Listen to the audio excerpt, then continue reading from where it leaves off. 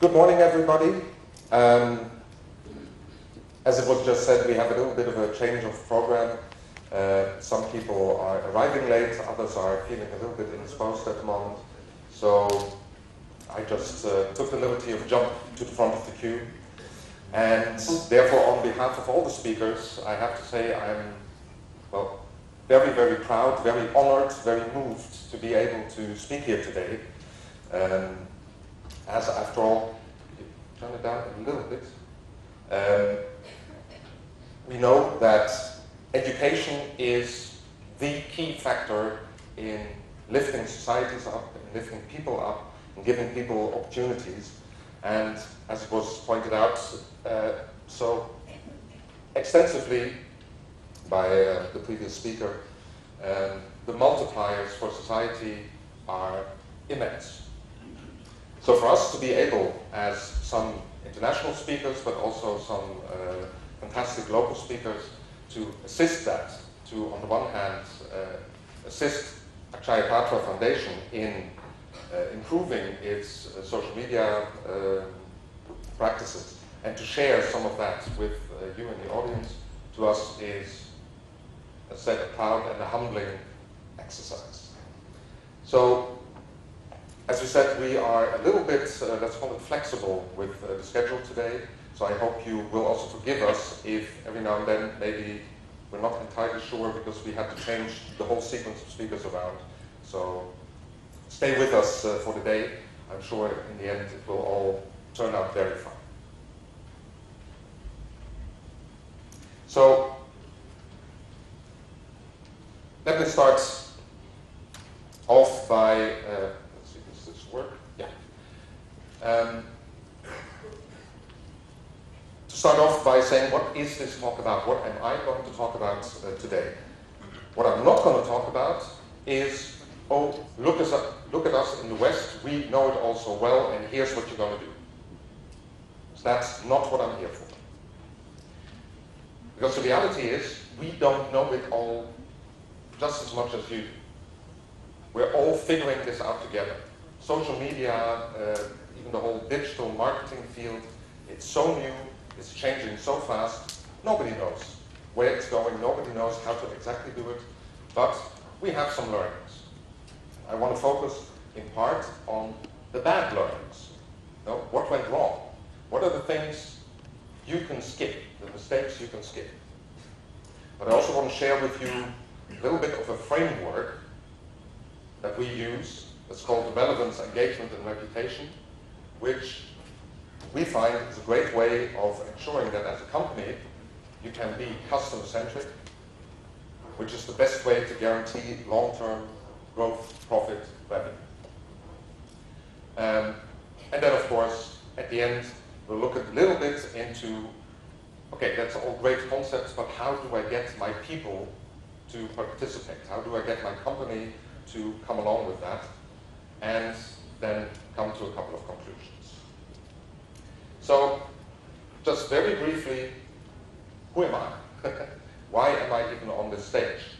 Well, my name is Stefan Kolle, and I'm one of the founders of FutureLab. I'm not going to bore you with a lot of blah blah about what we do and why we are great, but we have a big passion for customer centricity.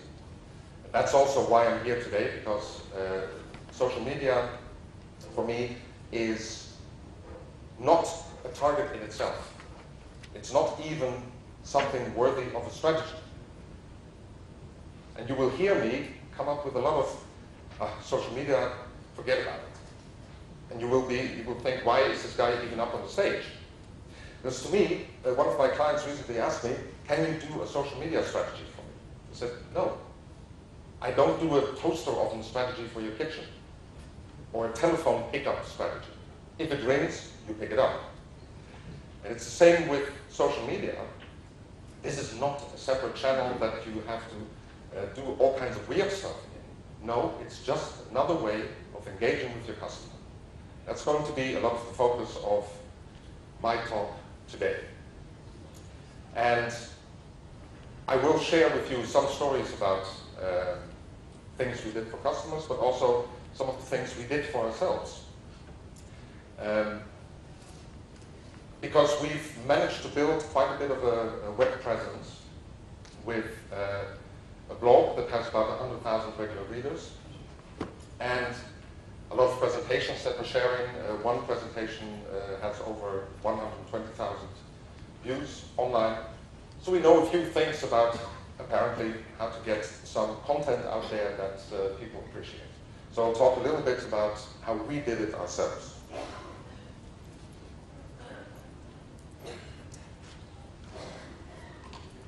So again, why are we here?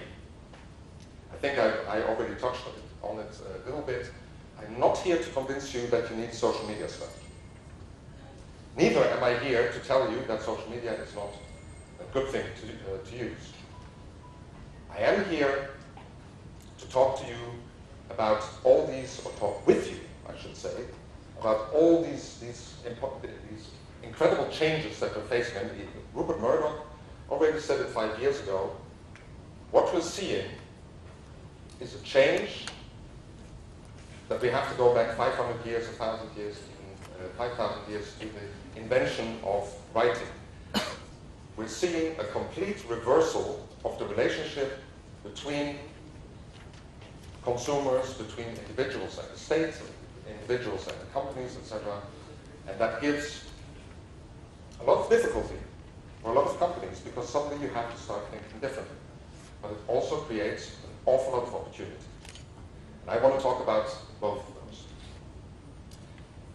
As traditional marketing is being challenged, if not to say it is over. This already goes back to, let's say, for instance, 2006, 5 years ago, we came out with a presentation called I Am the Media, and that's the one that by now 120,000 people have seen. Thousands live, but most of them through online means. And by the way, just one thing I want to say, I am using a lot of slides, and some of these slides have whole case stories written on them. Don't worry, the presentation will be available for download. You can read it all at your leisure. Don't worry with me going quickly through. I want to tell a story. I don't want to give you a book presentation. So in 2006, mid-2010, the first decade of the century, we started noticing that the world was really changing. The consumer was starting to determine himself how he was to be spoken to by companies, by the government, etc. They were becoming the media themselves. They were speaking back. They were not accepting anymore to be broadcasted to. So this started to set a whole chain of events into motion. And that's still going on today, and that is only accelerating. And the media, being used to its comfortable position of when we talk, people listen, started to fragment. More and more and more different media, making it even harder to engage in a meaningful way. And around this, all these new tools of engagement started coming up. And I made this slide, I'd say 2 years ago. By now I could probably double or triple the amount of logos I could put on there. There's an incredible proliferation of tools, of the means of production. You could even jokingly say Marx is right. After all, everybody is getting its own means of production. It's wrested out of the hands of a few big media moguls. And all this engagement is really changing the way people behave. I mean, if Jennifer Aniston doesn't get attention from her man because he thinks Twitter is more important than her, I think there's something really wrong in this world. If male gamers would exchange sex for a new PSP, I think something is really wrong in this world. Or maybe it's not wrong, maybe it's a good thing. I'm not here to judge, but it's a fact that as soon as these new technologies and these new interactions start to proliferate, the change or the behavior of consumers, the behavior of the individuals in a society starts to change. And I have had presentations with Indian participants in the past. You're here today, so I'm not going to spend an hour on convincing you why this is all important for India, but I have had the response many times, oh, but internet penetration is so low in India, it's not relevant. Again, you know it's different, but just a couple of highlights. Facebook right now already says within 3 years, India will be our biggest base, our biggest country, our most important country. Yes, we're still only talking about 34 million, or probably by now 40. That is, of course, not a majority of the country, but it's probably a majority of the economic firepower. So from a company perspective, it's extremely relevant. But again, you are here today, so you are already convinced. I also got some very interesting numbers from friends of mine from Insights Consulting, who just 3 weeks ago did a big worldwide survey. And India comes out on top across the board on all the levels of engagement, penetration, etc. So within the group of internet users, India has the highest awareness and participation in social networks. And also what I found very interesting, by far the highest number of networks the average individual participates in. So clearly, Indians are very socially engaged online. In other words, there's a lot of additional opportunities for us to engage with those consumers. They have the highest percentage of daily logons, and they have the highest percentage of following brands in an online context, and again, the highest number of brands on average per person. So again, we're not here to, or at least I am not, to dazzle you with statistics, etc. But I did want to make the point, there is a lot of social engagement going on in the online world in India, so there's a lot of opportunities. So, let's start advertising to them, right? And let's start spamming them. Let's bombard them with Facebook friendship requests and LinkedIn requests and whatever, and they will buy from us. Well, I don't think so. Consumers actually are losing their faith in advertising. And yes, the numbers I'm showing here are Western numbers. This is a US number. I'm sure that the average consumer in India probably has a little bit more faith in advertising yet than the average American. But how long will that last? Because most companies still operate on a couple of myths. They think frequency leads to action. If I show the same ad often enough, and whether it's in a newspaper or on TV, or on the road, or on the Facebook page, if I show the same ad often enough, people will act on it. Well, actually, in most cases, the reversal is true. The more I show it, the more people get irritated, and the more likely they are to say, leave me alone. I don't want anything to do with you. And similarly, there's this myth that it's a number of opportunities to see, OTS, 6, is the golden rule. Absolutely not. In many cases it's 1, in others it's maybe 10. The point is, it's not about bombarding people with ads. Advertising is a tax you pay for unremarkable thinking. I love this quote. It's one that I would like to put at the top of every one of my slides, because at the end of the day, it's not about advertising. It's about putting great products out there, and getting people to talk about them, and get people to engage with them. That will be the philosophy that I keep coming back to. And one of my colleagues, and I just stole his complete slide, because it's too beautiful of a slide, he put it a little bit more to the point than that. Advertising has become like sex. Only losers are paying for it. Those that have good products, good companies, good employees, happy employees, don't need to pay for advertising. As the underlying issue is, people that live near trains or that live near airports, at some point they become impervious to the sound. And the same is happening with advertising. That's why I'm saying maybe in India people are not as jaded and bored with advertising as they are in some other countries, but they will become. So be ready for it. If you talk to people, if I went up to Gillian and said, buy me, buy me, buy me, buy me, buy me, buy me, after about 30 seconds she would slap me. But as advertisers, we often still think that's the way to talk to people. And it's not. So stop talking about what you want to say, stop interrupting. Stop showing me female personal hygiene care adverts when I'm watching the latest Bruce Willis movie. Does not match. And stop treating me like any other demographic group. I am not a 35 to 45-year-old urban male. And thank God I'm still in that category. A couple of more months and I will be in the next category.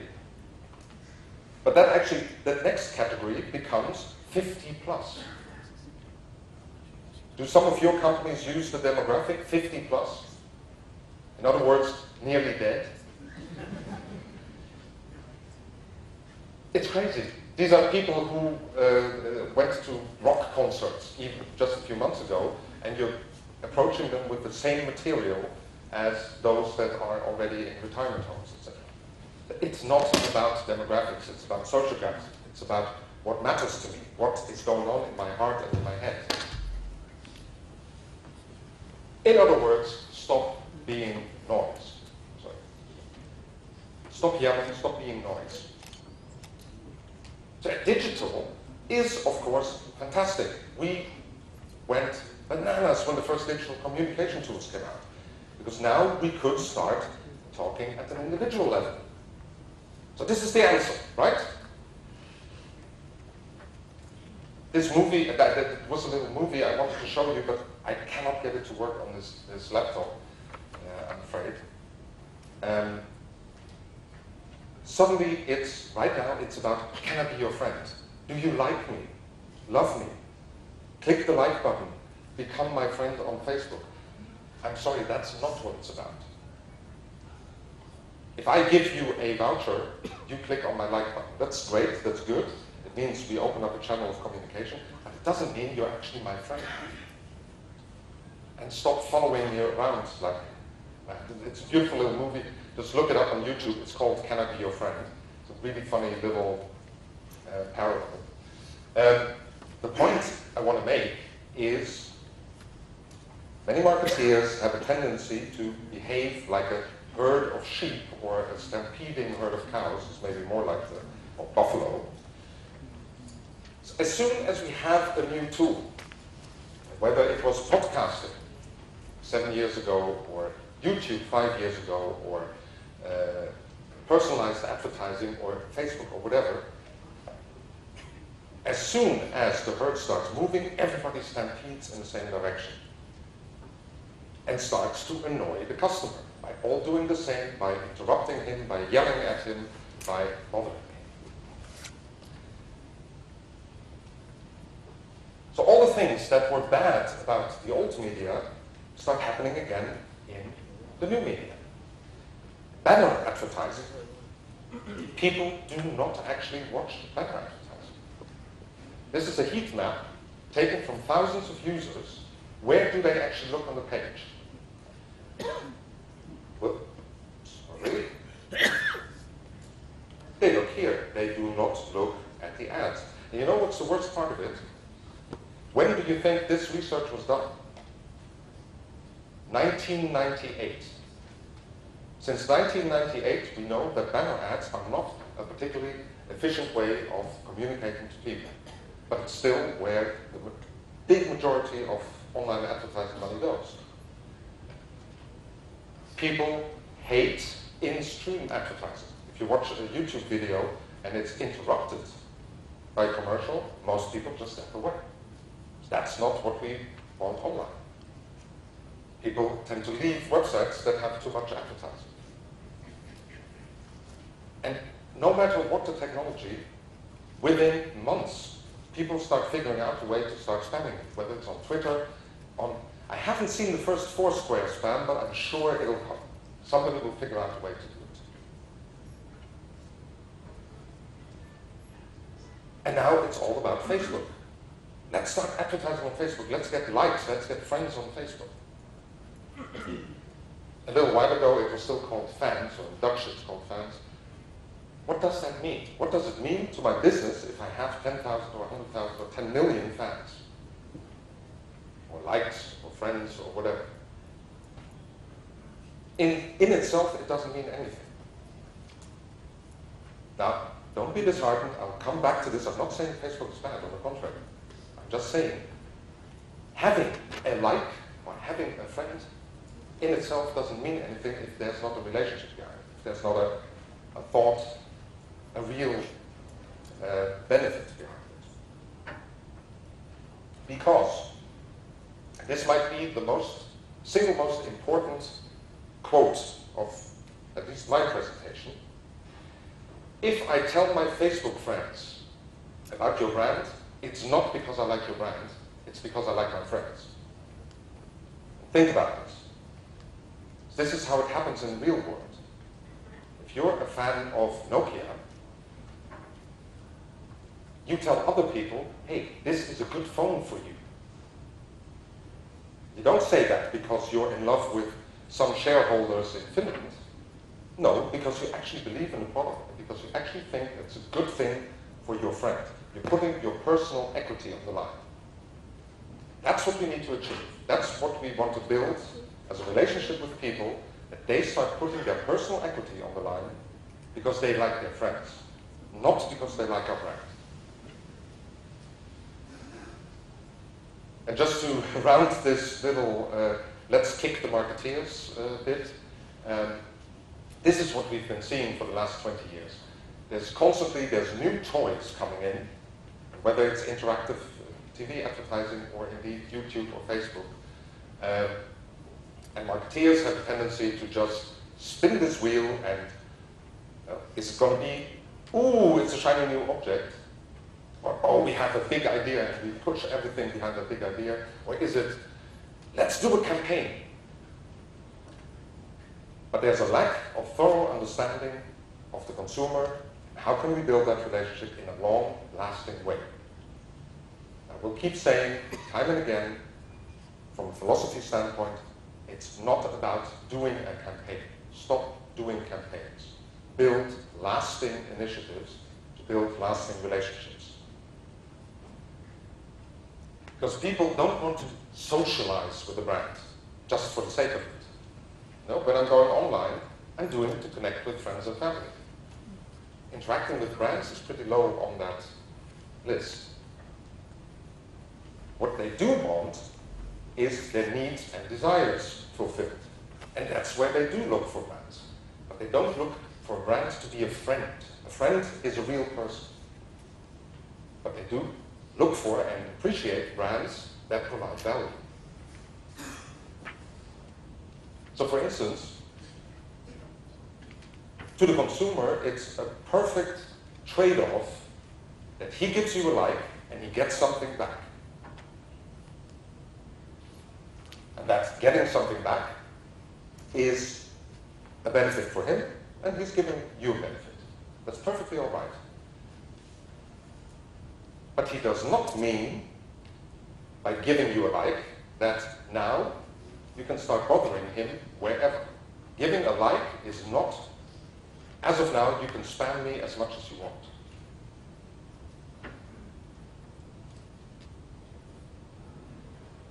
So before moving to a more positive tone, because by now you probably think, again, why the hell is this guy speaking at a social media conference?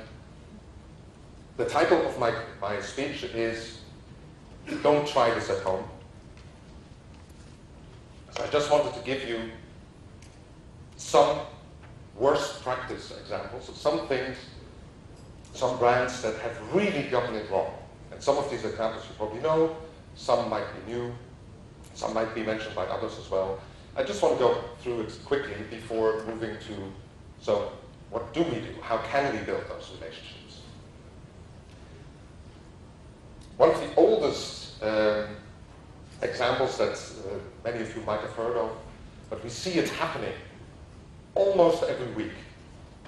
Something bad is being said about a company in the social environment, in this case Kryptonite, who make bicycle locks.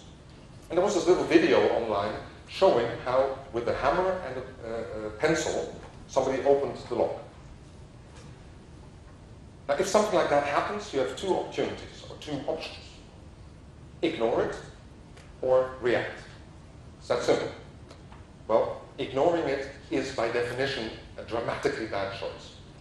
And still, we see companies acting like that every single week, whether it's Nestle or Coca-Cola or Unilever or Procter & Gamble. Something bad shows up online, and they ignore it. Then things spin out of control. For Kryptonite, who's not that big of a company, it ended up by ignoring things for a week or 2 weeks, that they had to replace all the locks they had out in the market. Well, if they had reacted immediately, they could have turned a potential PR disaster into something good. So what is the lesson here? Very simple. Listen. Make sure you're aware of what's going on. Well, you've heard this probably 100 times before, and you will hear it another 100 times. But it is the start of any kind of social media presence or engagement. Make sure you know what's being said. Now, I want to put a counterweight to that also a little bit. So we have a couple of examples where companies start reacting a little bit spastic. I'm putting out a campaign, and we have a great example, Motrin. It's actually presented often as a case of, here's a company that did right by listening.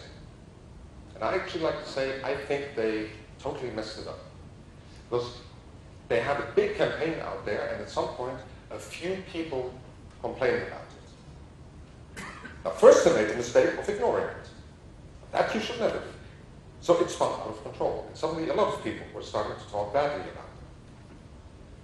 But then they pulled the campaign, saying, oh, we're sorry, we were so wrong, etc. Instead of engaging with the community out there and saying, listen, we understand that some of you have concerns, but here's why we decided to put this campaign out like that. Don't just cave in. Don't. And I think this is mostly PR departments that have a tendency, oh my God, there's 5 people talking negative about us. Always have a balanced approach.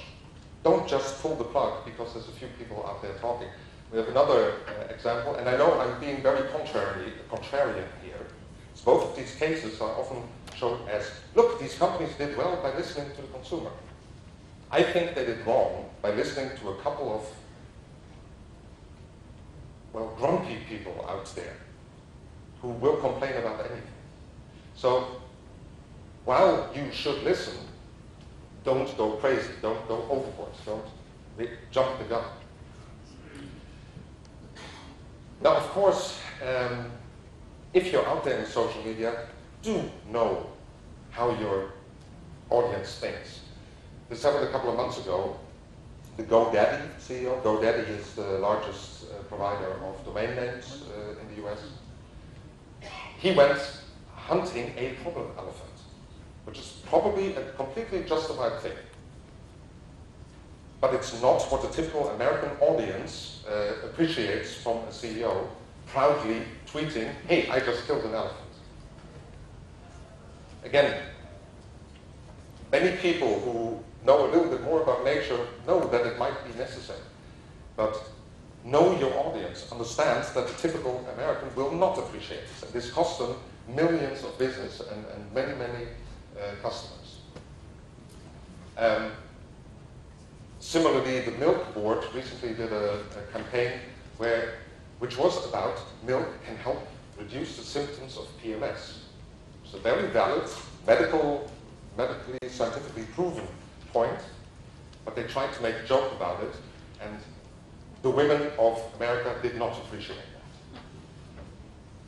I'm pretty sure it was men conceiving of that campaign instead of actually asking the women. And also a really smart one was Kenneth Cole, fashion designer in the US, who started joking about the Cairo popular uprising. Not very smart. While people are being shot on Tahrir Square to make jokes that they're in an uproar over your new collection. So while it's good to become engaging online, make sure that you know how far you can push it.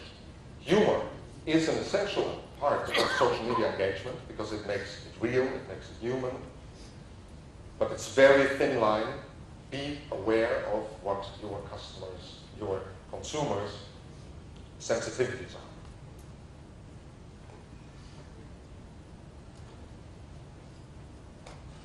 Another beautiful example of how to really not do it. Pantene, the shampoo brand, they launched a campaign, I Commit to Change, which looked like an NGO calling for a worldwide change campaign. And only after people had subscribed to it, it was revealed that I commit to change the way I deal with my hair. I cannot imagine the stupidity of a marketeer coming up with this. Or Habitat, one of the major, what you call it, design furniture store chains in the UK, they hijacked Twitter hashtags. So imagine them just using the social India hashtag to get attention, to get people looking at them. Social India should use Habitat chairs. Don't lie, don't cheat, never works. You always get caught out. And that is, of course, one of the big things, the big changes of the whole social media, of the whole digital world. In the old days, you would not get found out. Or even if somebody did find you out, he could maybe talk to 10 of his friends and family. Now, he tweets it, or he puts it on Facebook, and 1 million, or 10 million, or 100 million people can know. So it's so much more important to be open and honest, and don't try to cheat or trick or whatever your audience. So again, does it mean it's all over? Let's pack it up, let's go home. Marketeers, let's fire, or let's quit our jobs. On the contrary. It's a better time than ever to be a marketeer. But you have to start doing things differently. Like suddenly you have the opportunity to actually meaningfully engage with people on a one-to-one basis. To really build relationships, to really change the world. And we have a strong commitment and a strong conviction, that we need one guiding compass, which is customer centricity and customer advocacy. How do we get the consumer to engage with us and become our broadcast media? How can we get the consumer to get his friends and family to engage with us? That's a fantastic opportunity we have, and suddenly we have the tools to do this. And we think that the framework, if you like, to do this comprises of relevance, engagement, and reputation. And if we manage to hit all three of these, they start reinforcing each other, and they turn into money. But think about it. If you're missing any of these three elements in your relationship with the human beings around you or with the brand, it can be the best engagement and reputation in the world, but if it's not relevant, if the brand, for instance, is not for sale in my city, I can love them, but I will never buy them. Or at the human level, very simple. Let's say I'm heterosexual and the other person is gay. Well, I will there's a total lack of relevance. Engagement. If it's the most beautiful, for me, most beautiful girl, has a great reputation, but she totally refuses to talk to me, well, that's pretty much the end of any potential future relationship. Or if a brand has a really bad reputation. Oh, their bicycles always break down. Well, no matter how relevant their products are, by availability, by price, or whatever, no matter how engaging they are, if all the people around me tell me, don't buy it, it will break down, I will not buy it. So what I need, both in the real world, both in my products, but also in the way I communicate and engage with my consumers, is the three elements: relevance, engagement, and reputation. So let's look into these things a little bit.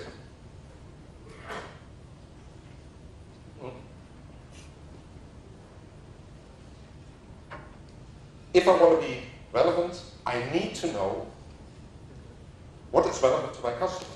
How do I know what is relevant to my customer? By listening to him.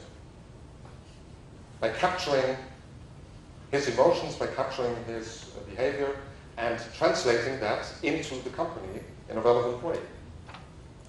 The problem is that in most companies, there is market research being done, supposedly, to capture this, but this is then translated into 19% of our detractors have misaligned touchpoint expectation, which should be, and people fall asleep. People don't engage with it.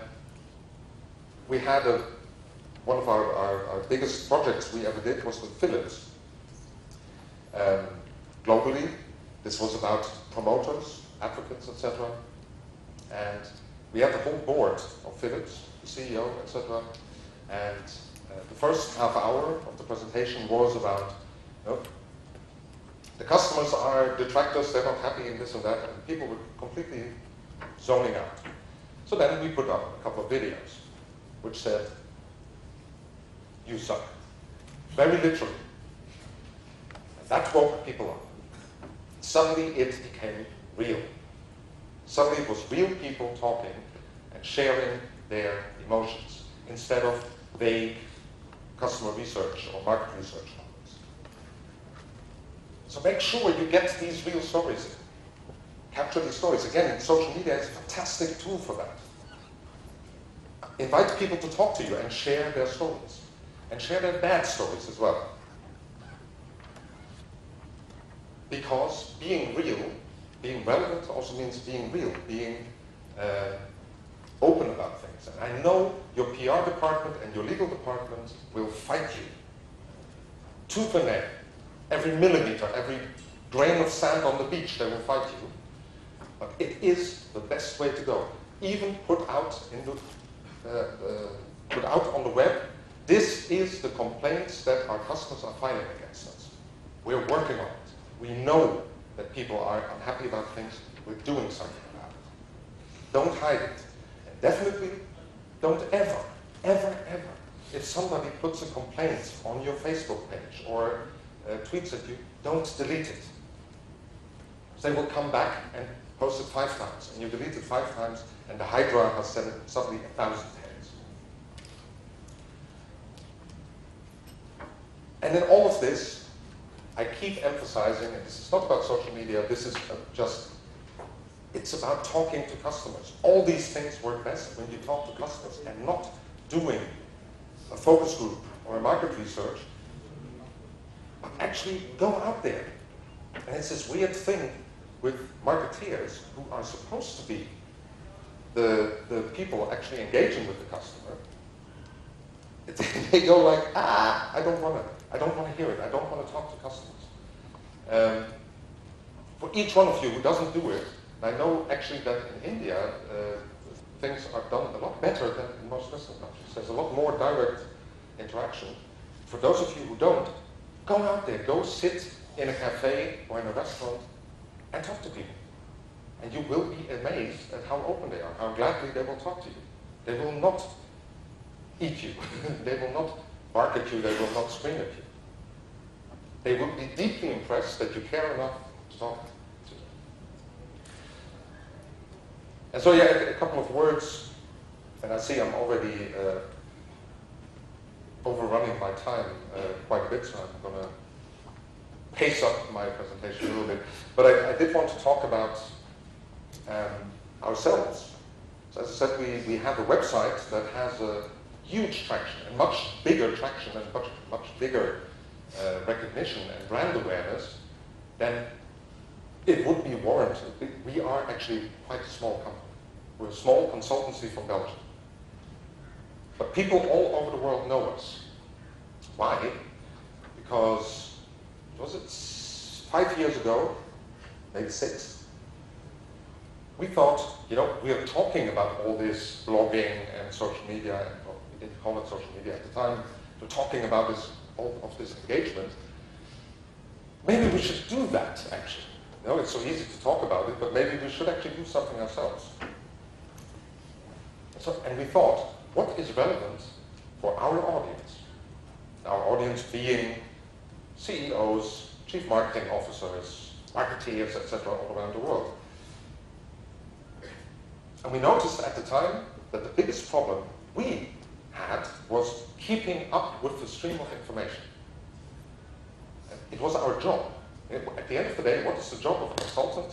Take in information from all over the world, distill that into new practices, new ideas, and help customers with that. And for us, whose job it was already impossible to follow all those interesting blogs and interesting stories.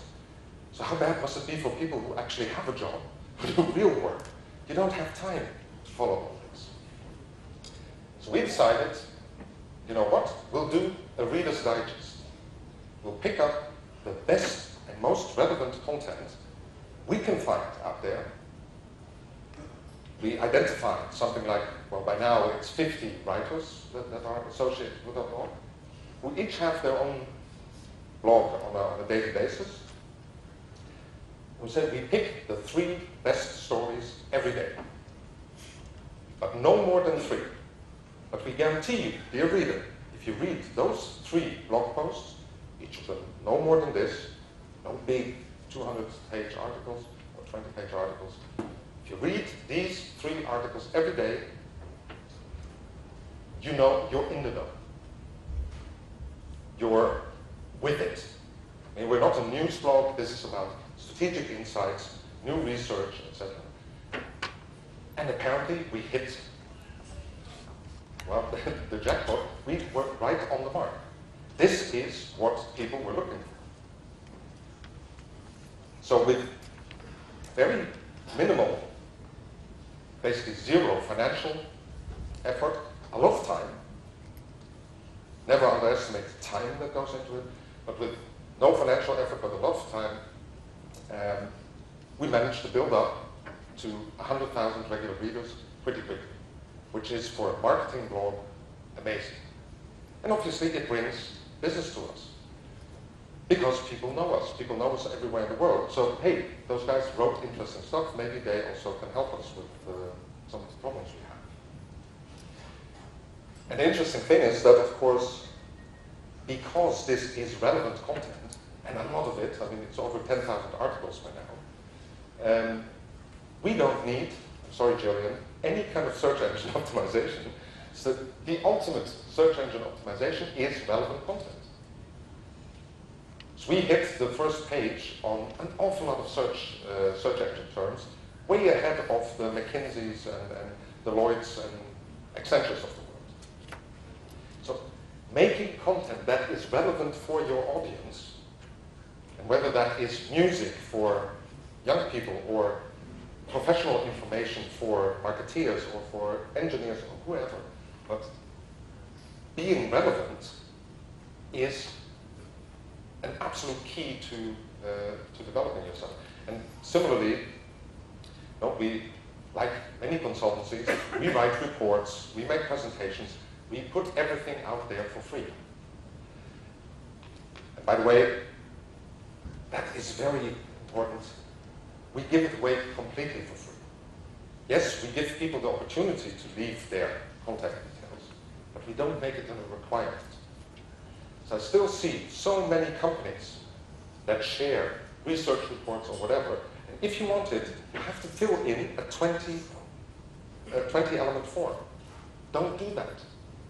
Give it away. If they are interested in your services, they will come back to you anyway. But otherwise, you lose a lot of potential readers. While having people share your information, your thoughts. Now, why am I here today? Because we're sharing old presentations, which other people see and say, hey, these guys might have something interesting to say. So, whoops. That's how we built our website and our web audience, purely by sharing relevant content. This can work as long as you know what is relevant and what is of interest to your audience. This can work in every industry. And we have several examples here. Harley-Davidson, who have built, they're famous for building Harley-Davidson user groups in the real world. They've replicated, managed to replicate that in a digital environment simply by providing relevant content. It doesn't cost much because it actually turns out that it's the other Harley drivers, the Harley drivers who start talking to each other. Just provide the platform. If you have engaged users like Harley, like we have, like companies like Intuit have, just provide the platform and they will start talking to each other. They will create that relevant content. And they will create a lot of search engine traffic. Because anybody looking up Harley-Davidson will be drawn towards this site. Simply, North Face, for instance, I don't know if you know them, they're a company that makes outdoor gear. They have developed a number of apps that help people. There's no advertising in there. They just help people to plan their outdoor activities in a better way than they could before. They've now got millions and millions of those apps out there because people love them, because they're relevant. They're not trying to sell something there directly. They're building an understanding with the customers that the North Face cares about. The second part is engagement. Brands are out there trying to seek loyalty for life. No? Marry me, trust us, engage us, be with us forever. But they actually behave like one-night brands. The new customer always gets a better deal than the existing customer. So we know that all from our telecoms operators, from insurances and from utilities, etc.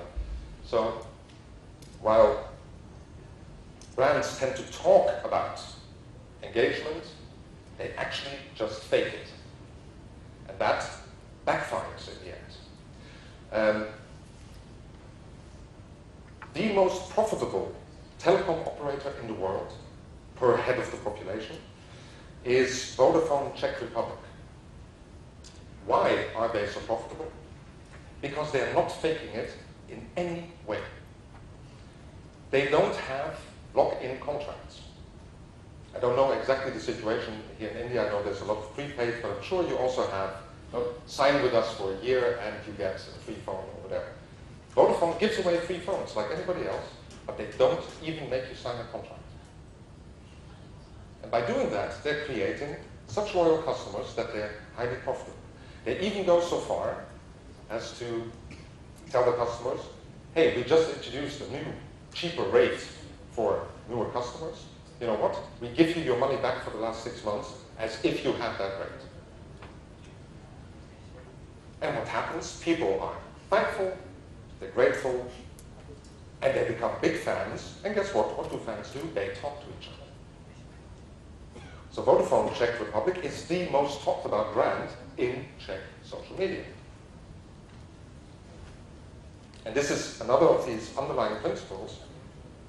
Yes, we can think about all the things we can do in social media, how to get people to engage with us, how to get them to talk to us. But it's very important that the underlying elements are right, that the product is good. that the contracts are good, that the customer service is good. If that doesn't work, all the rest is in vain.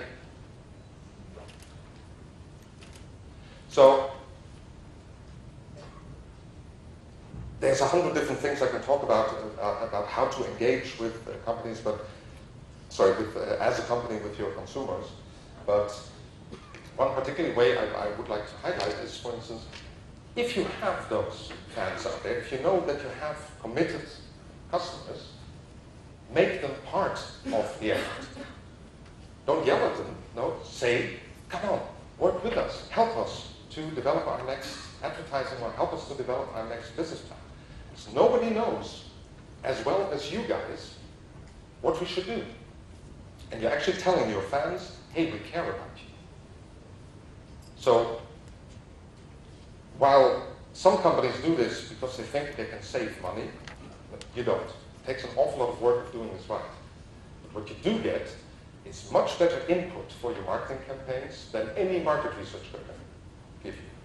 And maybe even more importantly, those people who are already your fans and who are already out there on Facebook and wherever talking about you, you're telling them, great, thank you. How can we repay you? And that only stimulates them further. And developing the content together with your customers, together with your target audience, with a key group within the target audience, always works better than just having a couple of specialists on top of it. We have plenty of examples. A beautiful example is the company Nisha in South Korea, who have built their whole business based on social engagement. From day one, they started talking to people. South Korea has been very social for years before the rest of us picked up on this. And they said, how do you want us to build this company? Which products should we have? Where should we open stores? And it's been a huge success story because they're not paying anything for billboards, for TV advertisements, or whatever. And we have many more examples of this, and I'm not going to bore you with all that right now. As I said, please download the presentation afterwards. Have a look at those examples.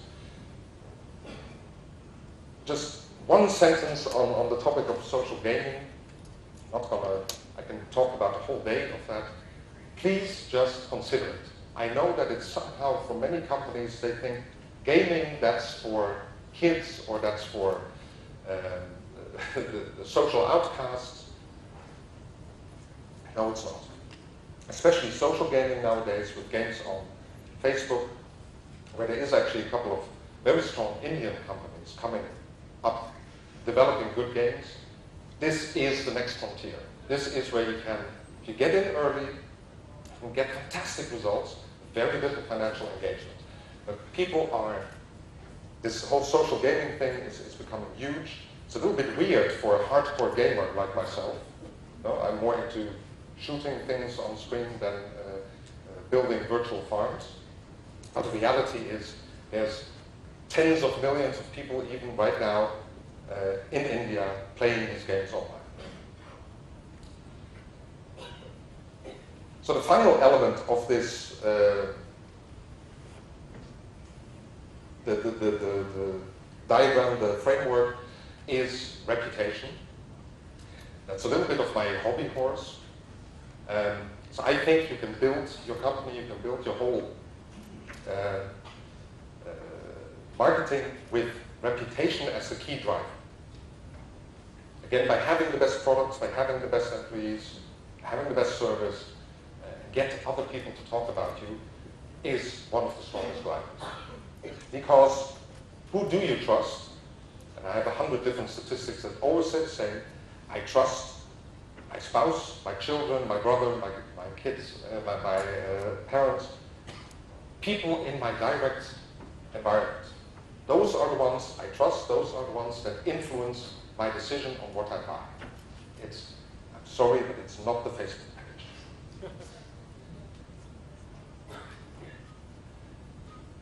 So for me, it's important to know who those influencers are. And that is a very different story, company by company. And it's usually someone else than you think. For instance, BMW, they're really good at this game. BMW says if there's a 16-year-old boy in the family, he's the decision maker on whether it will be a BMW or a Mercedes or an Audi. So we focus a lot of our marketing on 16-year-old boys. But it's BMW. Volvo, for instance, is completely different.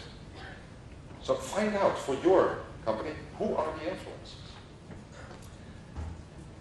And the interesting thing is, and this is where it all comes together, if you know who the influencer is, and if you know what the right tools are, and where to find them, it can become a case of truly one-on-one individual marketing.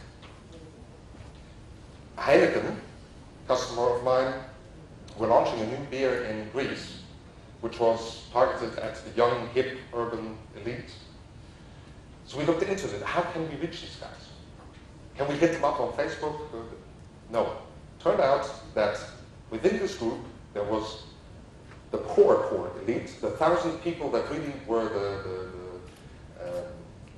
the opinion makers. And pretty much all 1,000 of these got into the same nightclub in the heart of Athens every Saturday night. So we decided to just start talking to the DJ that was performing every Saturday.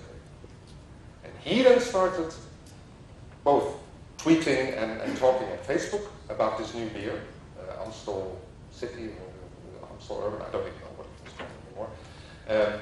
He started tweeting about it and talking about it in the social environment, and he started drinking it on stage. The combination of that got the 1,000 influencers that were there every night.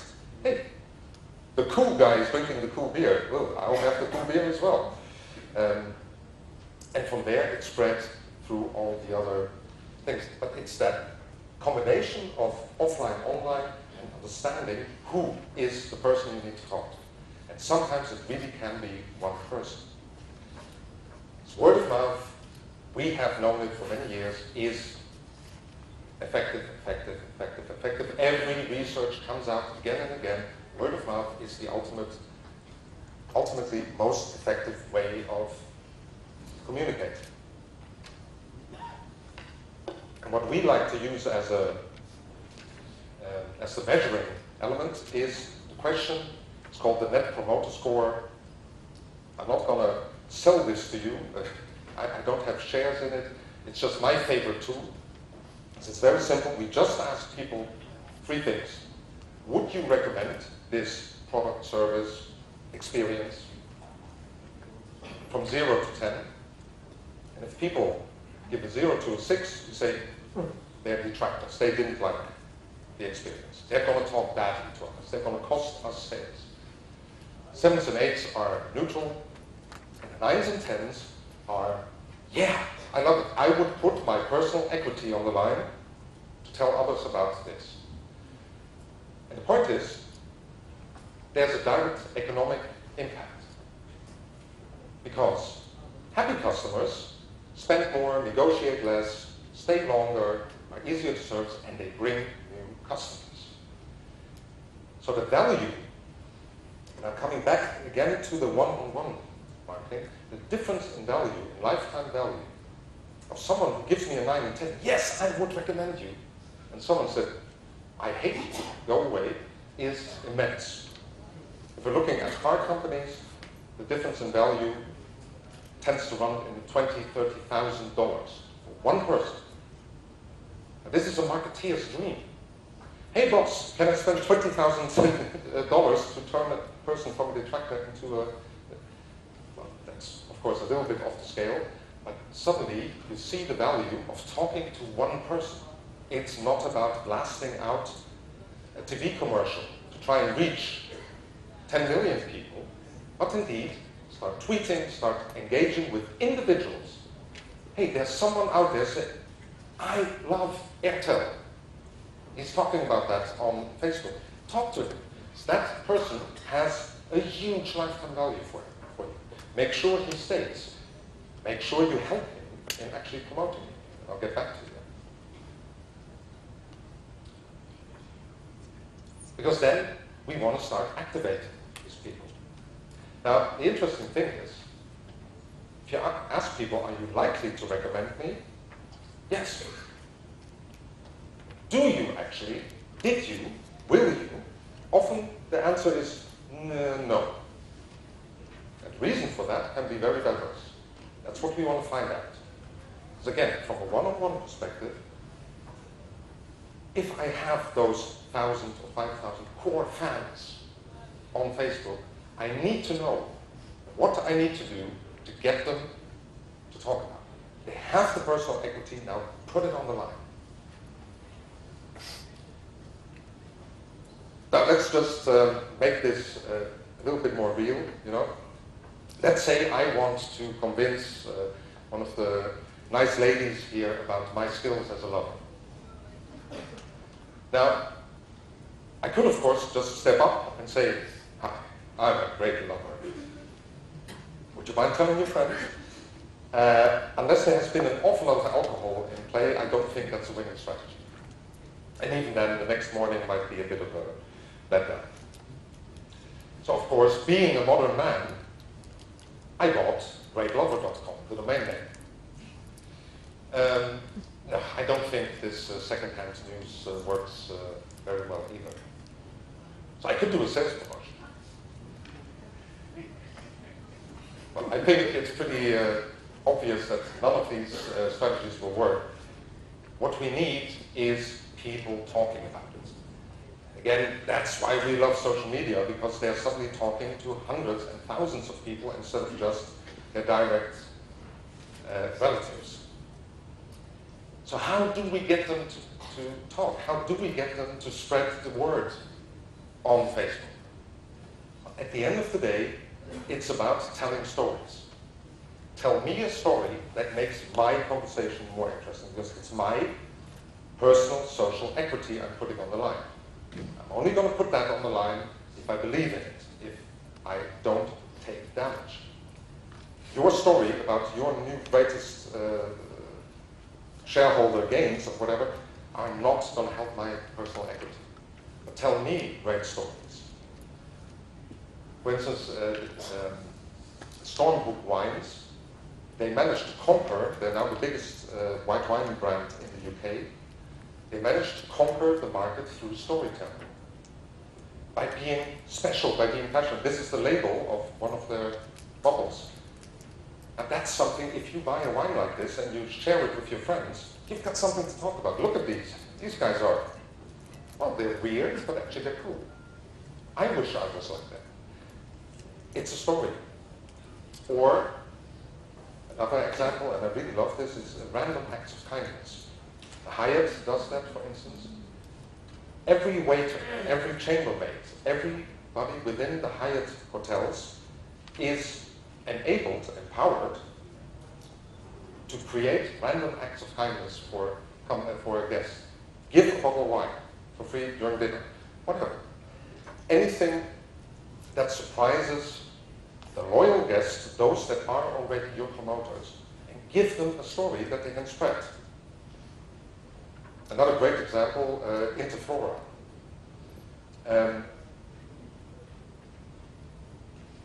They check just pretty randomly people's Twitch streams, and then get back to them with, in this case, for instance, Miss Cake had, it was her birthday, and she was kind of, oh, I'm so sorry, my cats don't, they ignore my birthday.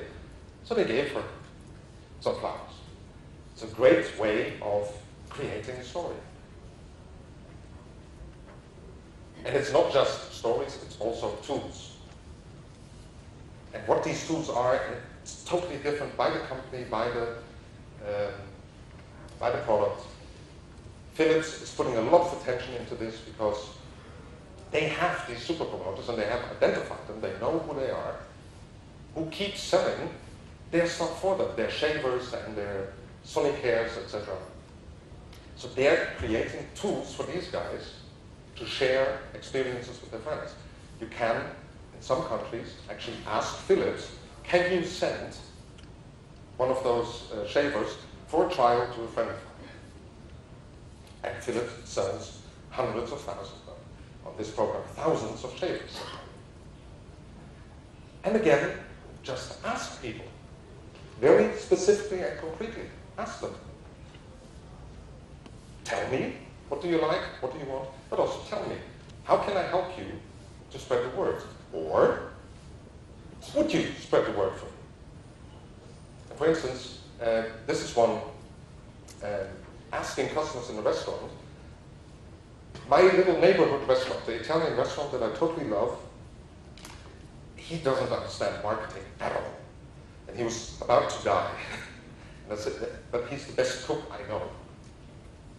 So we actually implement this. We said, okay, you're going to identify your 20 best customers, your most, the ones that come regularly and of which you know that they're really happy.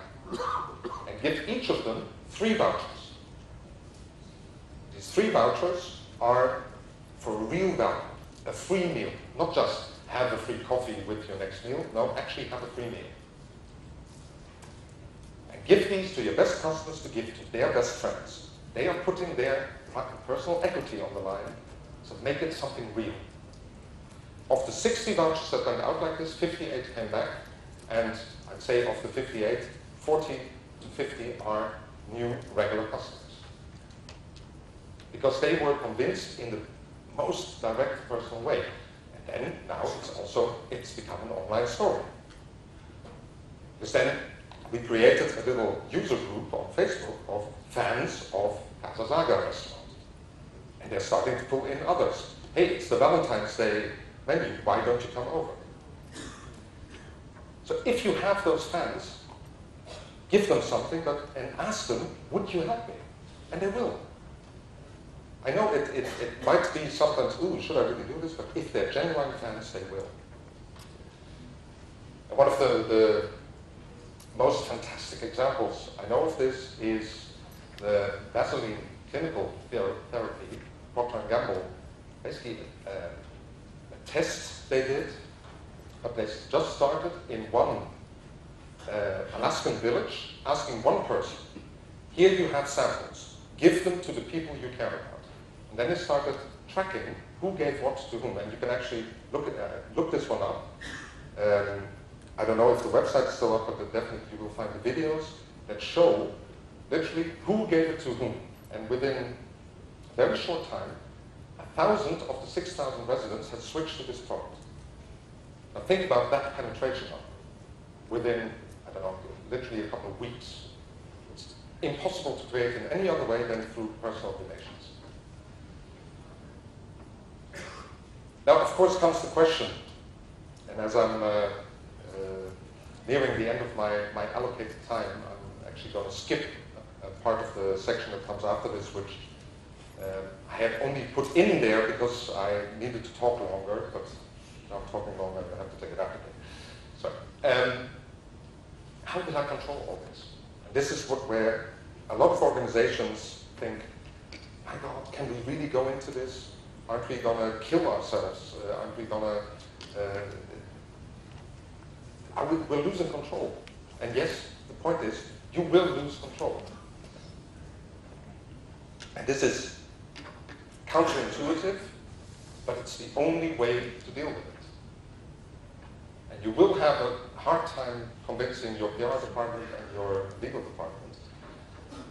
But if you empower your people to start engaging with consumers in a meaningful way, they will do so. If your people didn't get up in the morning saying, oh, I'm going to make life miserable for as many customers as I can today. No, they didn't. Or I'm going to really, sometimes they might think, I'm going to really make my employer's life miserable, but only if you make their life miserable first. The ultimate recipe for happy customers is happy employees. Now, that's a whole separate topic. We won't touch on that any further today, but give your people the tools and trust them to work with it. And every now and then, things will go kaboom. So just be aware that this will happen. That people will say stupid things, insulting things, not necessarily on purpose, but it will happen. Calculate it in and just be ready. And if something like this happens, release a statement saying, yeah, well, this happens because we care about our people, we give them the freedom, also the freedom to make mistakes. We're all human. And you will see everybody goes, oh, yeah, sure. But don't pull up the corporate legal wall, or the wall of ignorance, or the wall of neglect. Nothing happened. No, something has happened. It's all human. It doesn't matter. As I said, let me just quickly jump over. The next section is about how do I get the rest of the organization to follow, how do I convince my people. The slides will be in the downloadable presentation, but I just don't have the time to talk about that right now. Where are we? So I want to go to the conclusions. Just quickly run through them. They're in random order.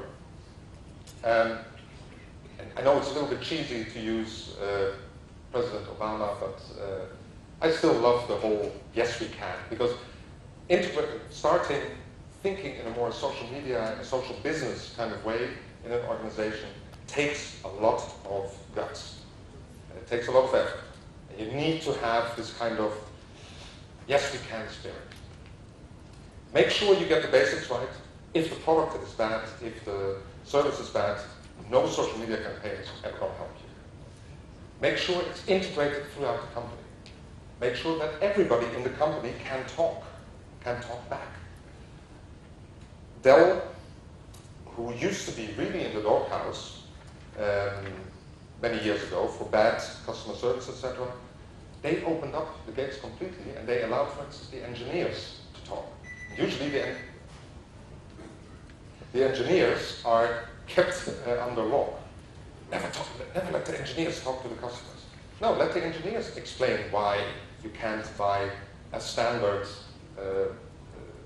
plug for your laptop, why it is necessary to buy a Dell brand thing. Because otherwise, shit blows up. But let the engineer explain that, and not the marketeer. So give your people space, let them talk, but also give them pride. Make sure that the voice of the customer is heard throughout the company. Don't do campaigns. I don't want to see any more campaigns. Do meaningful, long-term initiatives. They cost less, and in the long run, generate more. And I know, in particular here in India, a lot of companies are focused on the next 60 days of profit. Okay, let's a big part of the company do that, but have a small guerrilla team that builds on the next 6 years of profit. Start on insights, true understanding of your customers' needs and desires, not, hey, this is a cool idea, let's build a campaign around it. Provide value, not noise. Build relationships. No? Again, that's about the long term, that's not about the one-night stand. Because happy customers bring more money and bring more customers. So focus on those influencers and do that with relevance, engagement, and reputation. So in a nutshell, with everything you do, ask yourself, what does this do for the customer?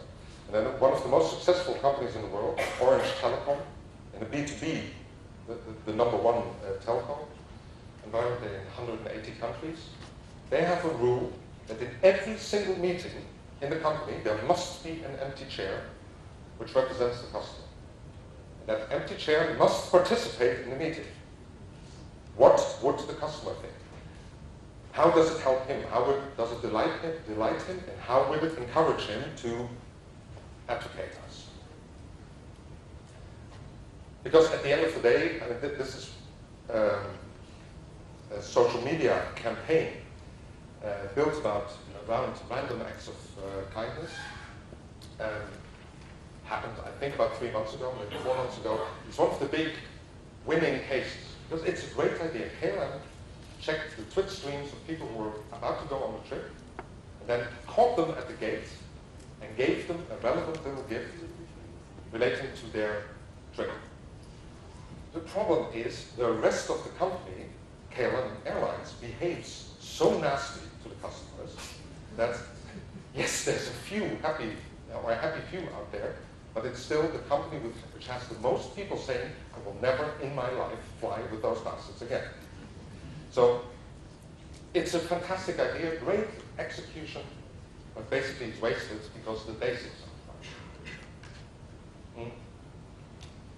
Now the other way around, recent initiative, which I think is absolutely outstanding. It's American Express, Link Like Love, I think it's called. And it's basically a Groupon style, almost Groupon style, group buying style application through Facebook, etc. But the wonderful thing is, you just get actual money back through your card, and they don't charge the retailers and the restaurants, etc., the 50% commission. They don't charge anything extra. So I think that Groupon will not be around in a few years. It's a terrible, terrible thing. It destroys companies. This is what will take over from Groupon. Because they understand what moves their customers, what moves the consumers, but they also understand what's important to their customers, which is the recipients of the cards, the stores, etc. And just a final word of caution. I call it pay enough and change your password, but there's also another lesson to be learned here. It was a beautiful case a couple of weeks ago where suddenly one of the most well-known marketing Twitterers, Mark Davidson, that started sending really weird messages into the world. Basically, by a guy saying, hi, I'm one of the 3 ghostwriters who have been writing all these tweets for years, and Mark just fired me, but he forgot to change his password, and I'm drunk, and I'm hated. To be honest, it's not entirely clear whether it's not just a big joke by Mark Davidson to get more attention, but we've seen real cases of this. If you have a ghostwriter, make sure you change the password after you fire him. But more importantly, actually, I want to say, don't use ghostwriters. People care about reality and humanity. They don't necessarily want to see hundreds of funny tweets from you as a person. As a company, it might be a different thing. If you go out there, engage yourself. Nothing works better than real human beings behaving in a human way. Warts and all. Make mistakes, it's okay. Don't behave like a robot. Don't behave like a corporation. That brings me to the end. I just have one final slide because we were asked by the organization whether we could maybe bring a little gift for everybody. So I decided we launched a book about a month ago. So we're happy to give away this book to you. We just ask you to not send it out in 1,000 folds to all your friends and family. Write down this tiny URL. I will also put the presentation there, but you will also get the link to the presentation through the organization. And that brings me to the end. Thank you very much for your attention. I think we're having a tea break now. Yeah. So we're having a tea break. And I'm sorry, I just realized I, of course, need to give you the opportunity to ask questions.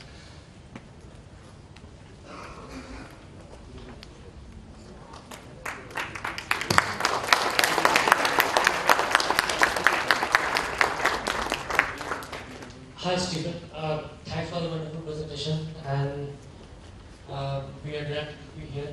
I have 2 questions. First of all, I also like to say that my name is Tanmay, and I am representing a company called Pharma Analytic Solutions, and we are doing some pioneering work around social media and healthcare. So my first question would be, what is your take on the approach of the pharmaceutical industry towards social media? As it is very closed and very conservative. And my second question is, earlier in the presentation you said that display ads aren't working anymore. In that case, what explains the rapid rise or the growth of the display ad business online? Okay, so two questions. How about social media in the pharmaceutical industry? Being a regulated industry, it's a very complicated, very complex relationship, because of course pharmaceuticals themselves cannot, or in most countries, and probably in India the same, cannot engage directly with the consumer. But for instance, there's in the US there's a site. I'm sorry, I forgot the name, but it was started about 5-6 years ago by an independent commercial company that started gathering both consumers and doctors, and the focus on doctors. So they have a community now in the US of something like 200 or 300,000 doctors who engage around pharmaceutical products. And then individual pharmaceutical companies become members to get access to the results. So it's an early warning system, for instance, because doctors say, hey, I prescribed this medicine to one of my patients. He had a weird side effect. Has anybody else seen that? So that's from an industry perspective, it's really good. As an individual company, I would say focus and find a way, and talk to the regulators to find a way to help develop individual patient communities. We worked, for instance, with Fresenius Institute, who make home dialysis machines, which are very, very pleasant for the patients, much more pleasant than having to go to the hospital. So they helped they identified the spokespeople in the patient communities and said, you know what, we give you all the tools to build a platform for the patients. We're not sponsoring you because we're not allowed to, but they asked for permission with the regulator, can we just assist, basically as a donation, this patient community? And the regulator said, yeah, sure, we're happy with that. And those patients have an interest to help the Fresenius products further.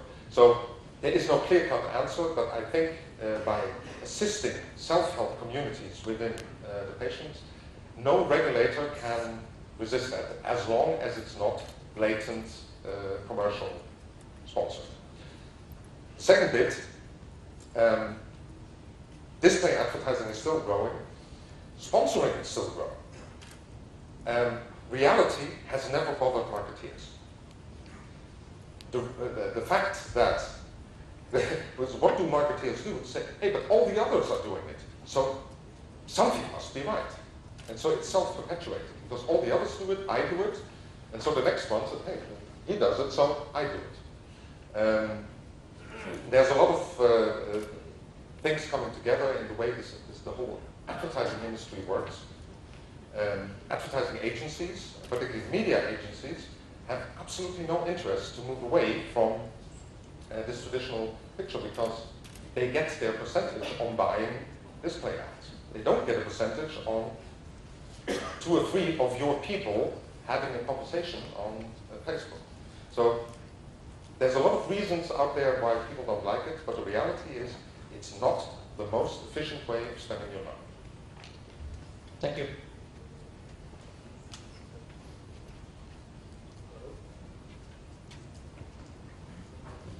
Hi, I'm Joseph. Well, my question is, can you hear me? Yeah. So, you talked about engagement, right? How do we generate constantly, like I've got 100,000 people on my page, right? How do I constantly reach out and engage these 10,000 people who are talking about me all the time? Because that keeps changing. If I just look at my page, I find 1 month back, these were the constant guys who were talking about. 2 months back, the other guys. But how do I get the guys who stop talking about me, constantly over a period of 1 year, 2 years, 5 years? How do we do that? That's very challenging. Well, my number one answer is get from within the 10,000, get the 100 that are your prime followers, your first line. And the video I didn't show because of shortage of time is how to become a first follower, and look that up on TED, because it's a fantastic video. So it's about engaging your biggest fans. And then have them talk, have your 10 biggest fans talk to the next 100. Have them talk to the next 10,000. You can't do it all yourself. But you have a lot of people out there who are willing to do it for you. Let your fans self-organize. We see a lot of examples like Intuit, which now has 2 million people self-organized in help forums, etc. All the company does is provide them with the tools. Look at Harley-Davidson. It's completely self-organized once you start the engine. Does mean letting go. It does mean you cannot control the conversation. You should not want to. But especially as an individual, if you start talking as an individual, whether you are your company or whether you are the social media manager within a company, you cannot do 100,000 conversations. Don't try to. Engage your volunteers. Let them do it. And for instance, in the Akshaya Patra environment, I mean, there are volunteers, there are donors out there, people who have a heart for the case. So those are the ones we should enable and empower to go out there. Question back there? Excuse me, we can have one more question and then it's time for tea break. So we can have just one more question now. And I will be here all day and tomorrow, so please also come to me in breaks and ask any question you like.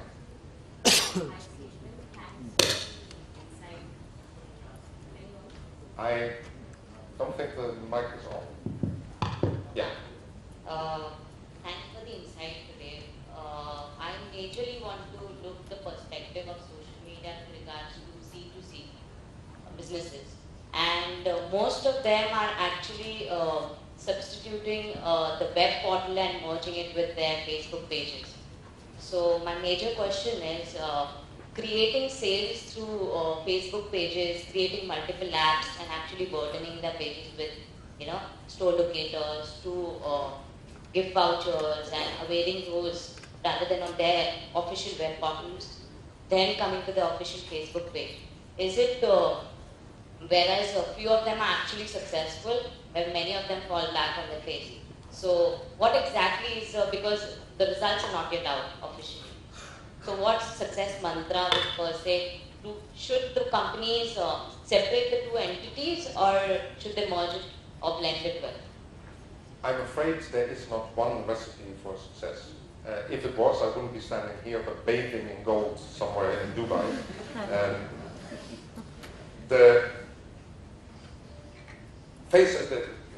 We've seen it from various researchers, etc. Facebook is great indeed to give out vouchers and coupons, etc. That's actually what people expect. Facebook is terrible for a conversational platform. For that, you should actually better have. It depends on the size of the company, depends on the products you're selling, but for many companies, having your own conversational platform, with forums, etc., is many times more practical and successful than Facebook. Facebook, in many ways, sucks. Sorry, it's user-unfriendly, it's terrible to have, you can't have a forum conversation. But to use it as a sales tool for the right products, for the right audience, and for voucher giveaways, etc., very much so. But is there the one formula? No, it really depends on, a software company has a completely different way of engaging with its customers. A software company, for instance, needs those forums because there, health information can be exchanged, etc. A car company doesn't need that. When we're talking about the car industry, there's 100 specialized websites where people talk about it. For a car company, a Facebook page where they give information on the latest test drive campaign, etc., can be sufficient. So it's, alas, no secret formula. So not to overrun time too much, let's have a coffee break and again, hit me up anytime during the day or tomorrow if you have any other questions. Thank you so much.